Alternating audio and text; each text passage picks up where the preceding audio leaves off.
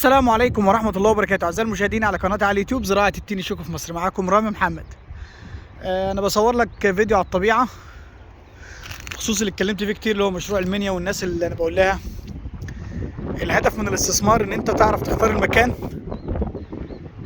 وفكرة التين الشوكي دي من أحسن الأفكار إن أنت تستثمرها في الأماكن، سواء كانت بعيدة، سواء كانت الأرض فيها مشكلة، سواء المية كانت فيها مشكلة، سواء كل المشاكل تواجهك ان انت تقدر تستثمر موضوع التين الشوكي في المكان بكل سهوله.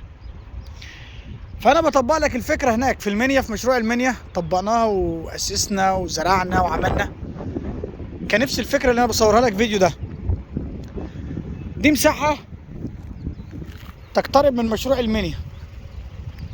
انا بطلع بصور لك بالمنطقه عاليه بحيث ان انت تشاهد، يعني تشوف بنفسك. المساحه دي كانت متصممه من 8 سنين، يعني انا بصور لك على بعد عشان تشوف يعني الفيديو اقول لك لحد فين. يعني انت في الكاميرا كده المساحه دي عند العماير كده، لا شفت الخزان التانك اللي فوق ده المرتفع عالي كده لحد منه، تمام. والنخل ده داير ما يدور البعيد ده، كل ده المسافه دي كلها تين شوكي. المساحه دي كلها على بعضها، المساحه دي كلها تين شوكي. كلنا نفس الطريقه، خدناها وعدلناها وظبطناها واسسناها، وبقت اداره واحده وديزل واحد يدير المشروع يرويه، ديزل بالجاز كمان. وبقى مشروع ناجح اهو. 8 سنين بناخده ثمرة انتاج، بقالنا 5 سنين منه. 5 سنين بينتج وانتاج تبارك الرحمن. انا بديك مثال اهو، بطبق لك مثال طبق عملي واشتغلنا عليه. وكل اللي كان واخد له مثلا مساحة 10 فدان و20 فدان واخد له 50 فدان قال يا ريتني كنت خدت المساحة كلها دلوقتي، بسبب الاسعار وبسبب الارض والنجاح. فانا بقول لك ما تحاولش تندم. احنا ندمنا ان احنا خدنا جزء صغير،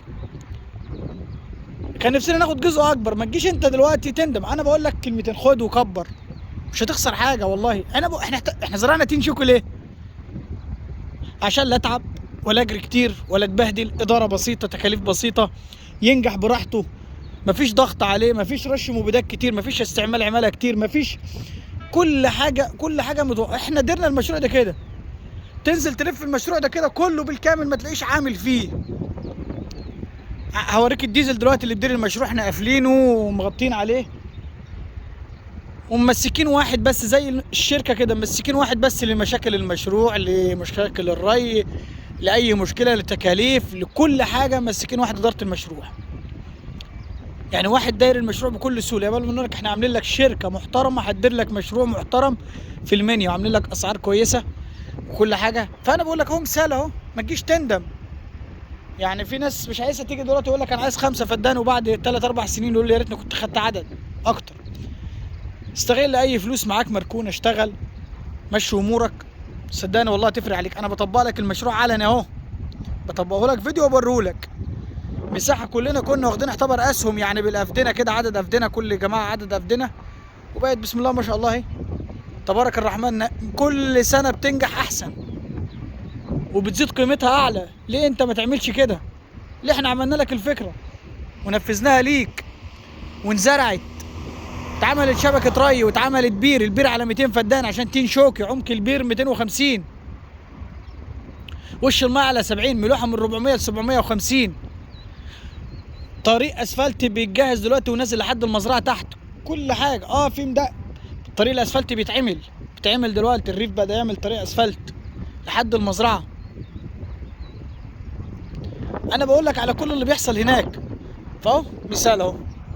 على فكره دي والله كانت نفس الطريقه، كانت نفس بدايه مشروع المنيا كده، كانت صخر. يعني يا بلا ارض المنيا محترمه جدا، ده كان صخر. المشروع ده كان صخر. كانت العالم بتقول انتوا عالم فشله، بتاخدوا هنا ازاي؟ والله زي ما بقول لك انتوا عالم فشله وفلوسكم ياما. دلوقتي الناس بقت تتمنى فيها شبر، بسبب نجاحها، انها نجحت. انت اللي بتنجح المكان بالصنف اللي انت زرعه وبشغلك وبترتيبك. فانا بقول لك اهو، احنا عملنا لك مشروع، انت دورك تاخد فيه بس. ما تجيش بعد كده تقول يا ريتني كنت خدت، ما تندمش. احنا بنقول لك اهو قدامك في المشروع اللي انت شايفه في الفيديو ده، وبقول لك والله ندمنا ان احنا خدنا مساحات صغيره، كان نفسنا نكبر احسن من كده. بس ساعتها برضو كنا بنقول يا عم هناخد مساحه كبيره نعمل بيها ايه؟ كنت برضو ان فضلت طول عمرك خايف على القرش مش هتعمل حاجه. ودي اللي احنا عرفناه مع مر الوقت ومع السنين. اوعى تخاف على قرش مركون، حطه في ارض هيكسب. فاحنا وفرنا لك كل حاجه.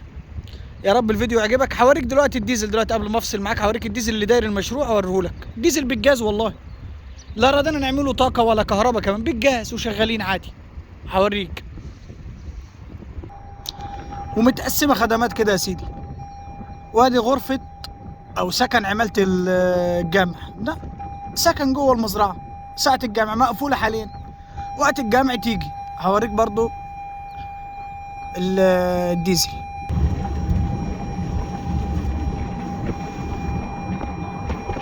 وادي الصخر اللي كنا مطلعينه من الارض يا جماعه، عشان تشوف كل حاجه على الطبيعه. ده الصخر والله اللي طالع من الارض.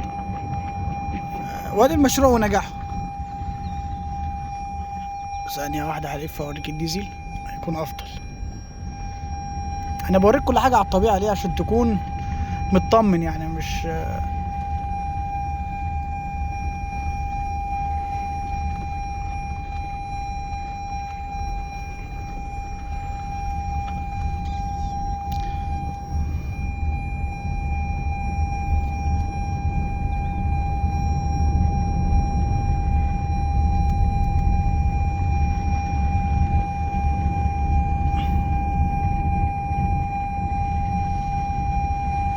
ده يا جماعه الديزل كده يا جماعه.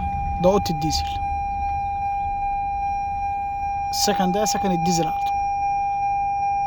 طبعا بنشيل فيه حاجتنا يعني، وكل اوضه الغفير يعني كله بالكامل. هنوريك الطريق خدمات جوه المزرعه. همشي لك شويه برضه اوريك افرجك على التين. همشي لك شويه حوالين المساحه. وده طريق رئيسي. ده كده طريق رئيسي. همشي لك شويه حلوين دلوقتي.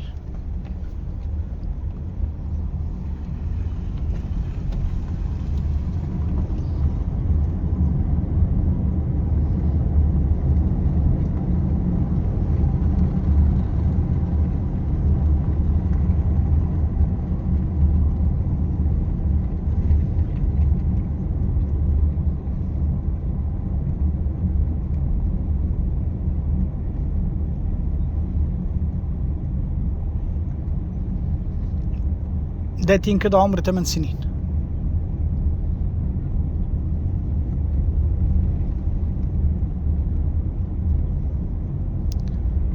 زرعة بسيطة، تكاليف بسيطة.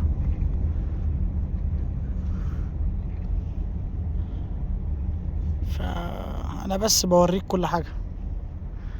هلف بقى وارجع بقى، كفاية على كده. لا في كتير اهو، بس عشان برضه ما تقولش اهو مسافة طويلة. بس أنا هلف وارجع، تعبت يعني الطريقة.